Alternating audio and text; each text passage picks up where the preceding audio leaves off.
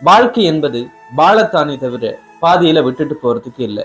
யாழ்ப்பாணத்துல நடந்த இந்த துயர சம்பவம் முழு இலங்கையுமே உலுக்கி இருக்குன்றே சொல்லலாம். யாழ்ப்பாணம் மாவட்டத்துல ஒரு பகுதியில ஒன்றாக பிறந்தவர்கள், இரட்டை சகோதரிகள் 2 பேர், ஒன்றாக பள்ளிக்கூடத்தில் படித்தவர்கள், கனவுகளோடு வளர வேண்டியவர்கள். ஆனால் வாழ விருப்பமில்லை அல்லது வாழ பிடிக்கவில்லை அப்படின்றத காரணம் சொல்லி ஒரே நேரத்தில் எடுத்த ஒரு தவறான முடிவு இன்று அந்த குடும்பத்தையே கண்ணீர்ல மூழ்கடிச்சிருக்குன்னு சொல்லலாம். மாணவர்களே, இளைஞர்களே, வாழ்க்கையில மன அழுத்தம், பயம், ஏமாற்றம் இதெல்லாம் வரத்தான் செய்யும்.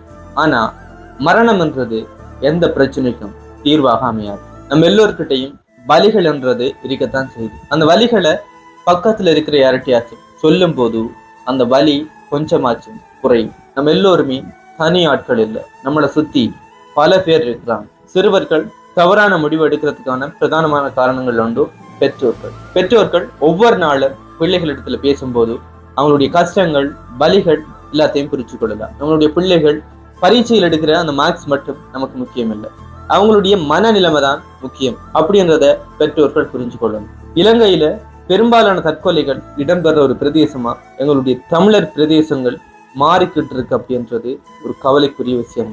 இந்த இரட்டை சகோதரர்களினுடைய ஆத்மா சாந்தி அடையட்டும்.